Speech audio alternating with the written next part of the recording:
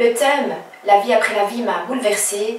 Ce thème ici aussi a vraiment été une énorme découverte pour moi. Je vais vous résumer ce que j'ai découvert au fil de mes nombreuses lectures et fréquentations avec des personnes ayant développé leur don de médiumnité. Car oui, nous avons tous à la naissance un sixième sens. Malheureusement, ce sens a été détruit par notre entourage. Jusqu'à l'âge de plus ou moins 3-4 ans, nous avons tous le potentiel de communiquer avec des êtres invisibles, oui. Mais à force de dire à l'enfant, quand il parle seul, qu'il est tributaire d'une imagination fertile, que les fantômes n'existent pas, que ce n'est pas la réalité, etc., nous lui interdisons de développer ce sens merveilleux, et ce dernier va finir par être complètement inhibé. Comme je vous l'ai dit dans une autre capsule, il y a une vie après la mort. Des dizaines de millions de preuves de NDE existent, et les recherches scientifiques à ce sujet ont rédigé des résultats on ne peut plus éloquents. Mais ce qui est encore plus fantastique, c'est que nous devons vivre plusieurs vies avant d'avoir acquis assez d'expérience pour devenir le meilleur de nous-mêmes. Je sais que mes explications vont peut-être vous ébranler, si tout comme moi, auparavant, vous n'aviez jamais entendu parler de ça et que vous ne vous étiez jamais renseigné sur la question. Quoi qu'il en soit, une fois que j'ai découvert tout ce que je vais vous dire, je peux vous affirmer que je n'ai plus jamais vu ma vie de la même façon. Et je ne pouvais tout simplement pas ne pas vous transmettre cet outil qui doit faire partie intégrante de ce programme de reconstruction. Nous sommes constitués de 3 dimensions. 3 parties qu'on pourrait nommer le corps, l'esprit et l'âme. Je connaissais le corps et je connaissais l'esprit, le mental, mais j'ignorais comment accéder à mon âme. Je n'ai jamais jusqu'à présent trop cherché à développer mon côté spirituel car pour moi, cela n'avait jamais été une nécessité. L'esprit est le plus puissant, c'est la raison, et il domine les 2 autres dimensions. Puis vient le corps, qui montre des souffrances quand l'esprit, le mental, n'arrive plus à gérer. C'est le cas lorsque l'inconscient se sert des symptômes psychosomatiques pour nous montrer que quelque chose ne va pas. On sait aujourd'hui que quasiment toutes les maladies sont le résultat d'un dysfonctionnement au niveau de nos pensées. Je ne vais pas entrer dans les détails car vous trouverez foule d'informations sur le net. Mais qu'en est-il de l'âme et du spirituel ? En fait, nous sommes la progéniture d'un être supérieur, de Dieu, on va l'appeler Dieu, mais toutes sortes de noms peuvent le qualifier, quelle que soit la religion, la doctrine adoptée. Dieu se réincarne en nous, car il veut, à travers nous, expérimenter des situations de vie. Ainsi, en chacun de nous se trouve notre part divine. Notre rôle sur cette terre est de nous rappeler notre mission. Autrement dit, notre rôle est de retrouver notre vraie mission, ce que nous sommes venus faire sur cette terre. Alors vous devez savoir que c'est nous qui choisissons de venir expérimenter des épreuves ici-bas. Et Dieu nous le permet. C'est nous qui demandons de venir ici pour faire l'expérience de quelque chose qui nous ferait devenir à chaque fois meilleurs, jusqu'à aller trouver notre partie divine enfouie bien profondément. Notre part divine est aussi créatrice. Elle nous permet de réaliser nos projets de vie, notre légende personnelle, notre mission de vie. Sachez que nous devons, en moyenne, revenir 360 fois sur Terre pour réussir à relever tous les défis que nous voulions relever, afin de parvenir à devenir le meilleur de nous-mêmes.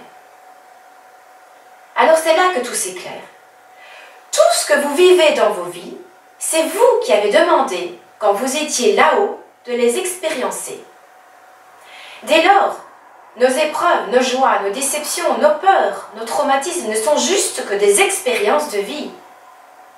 Dieu nous laisse entièrement libres de les expérimenter comme bon nous semble, afin de pouvoir évoluer et de grandir chaque fois un peu plus.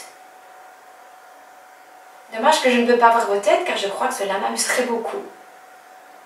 Mais je vous rassure, je n'ai rien inventé. Tout se trouve à votre disposition sur le net, dans les livres et dans les conférences.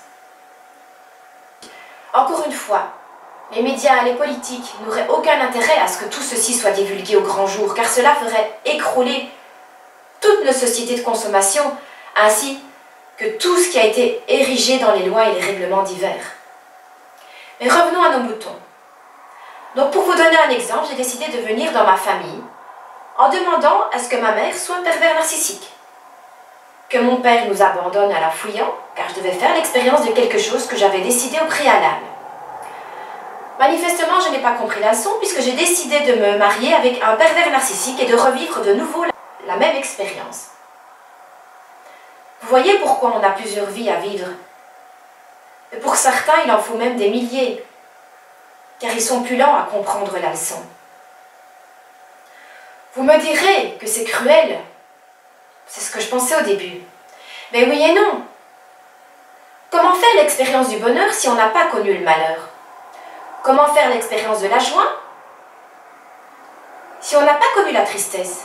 Comment savoir ce qu'est l'amour si on n'a jamais ressenti la haine? Quand vous prenez conscience que vous venez ici-bas pour vivre des expériences, tout ne vous paraît plus aussi douloureux. Il n'y a plus de bonnes ou mauvaises expériences, mais juste des expériences qui vont nous apprendre à intégrer différentes émotions. Je connais à présent de petits moments de bonheur auxquels je ne prenais pas attention. Et ça, je sais que c'est parce que j'ai vécu des situations douloureuses. Aussi, depuis plusieurs semaines, je n'arrête pas de dire à ma petite dernière « Oh, on est bien, hein? Et qu'est-ce qu'on est bien ?» Ben oui, je suis sereine comme je ne l'ai jamais été. Je ne suis plus dans la peur, mon pervers narcissique n'est plus là. Et je profite de la vie comme je ne l'ai jamais fait avant. Croyez-le ou non, mais après mes recherches sur le sujet de ce jour, j'étais assise à table à côté de ma petite, qui n'avait pas encore 4 ans et qui dessinait.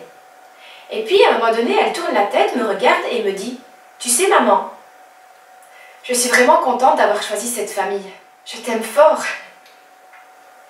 Excusez-moi, mais évidemment que j'ai fondu en larmes, car elle donnait toute une crédibilité à ce que j'étais en train de chercher pour parfaire mes connaissances et enfin sortir de l'ignorance. Vous ne connaissez pas toute ma vie, mais ma petite dernière est arrivée 10 ans après mes autres enfants, et il était quasiment impossible qu'elle soit fécondée. J'avais 42 ans et je n'avais pratiquement plus aucune relation avec mon pervers narcissique. Et je ne me trouvais pas dans ma période de fécondité. Je vivais un enfer et je ne vous dis pas le sentiment de détresse que j'ai ressenti en sachant que j'étais enceinte. Je me suis posé la question de l'avortement durant quelques secondes. Et aujourd'hui, je réalise que ce fut un cadeau du ciel. Sans ce bébé, je ne pense pas que je m'en serais sortie. Elle est pleine de vie et elle a toutes les qualités dont je rêvais. C'est un ange au vrai sens du terme. Et il y a quelques semaines, comme je vous l'ai dit, elle me dit qu'elle est super heureuse d'avoir choisi cette famille. Non, il n'y a pas de hasard. Alors, grâce à mes lectures et à ma nouvelle fréquentation, j'ai beaucoup réfléchi au choix que j'ai posé. J'ai réfléchi à ce que je ne voulais plus et je me suis enfin écoutée. Sachez que les victimes de pervers narcissiques ne s'écoutent pas. Elles refoulent leurs émotions.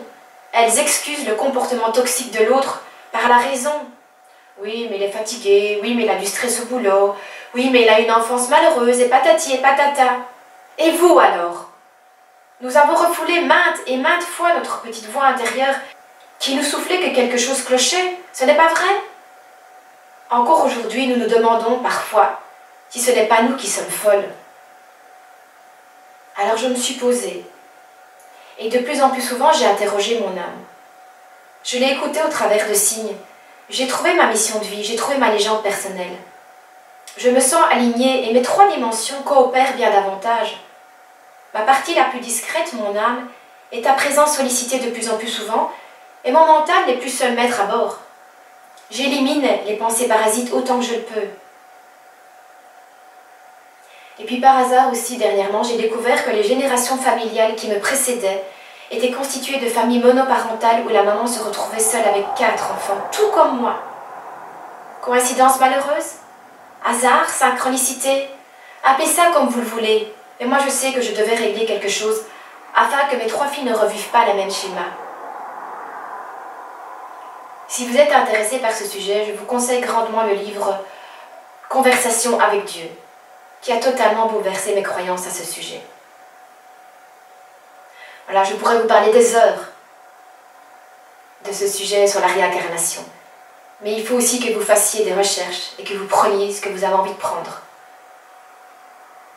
Le défi du jour, Prenez conscience que vous seul avez décidé de vivre ces expériences. Prenez conscience que ces épreuves sont uniquement là pour vous faire grandir. Nous sommes dans une spirale ascendante et éternelle, comme je vous l'ai dit plusieurs fois. Tout se rejoint. Nous ne pouvons que nous élever. Revoyez vos choix. Écoutez votre partie divine et créatrice. Au début, elle se fera faible, mais laissez-la s'exprimer au quotidien, car elle seule pourra vous montrer le vrai chemin. Je vous ai expliqué de changer votre mindset. Je vous ai expliqué la manière de se poser, la méditation, et faire taire un maximum votre mental. Ce que vous venez d'entendre va bouleverser votre perception des choses et je me réjouis déjà à l'avance de savoir que vous allez choisir à présent d'écouter votre âme, votre cœur, votre part du divin. Allez, prenez soin de vous. À bientôt. Ciao, ciao.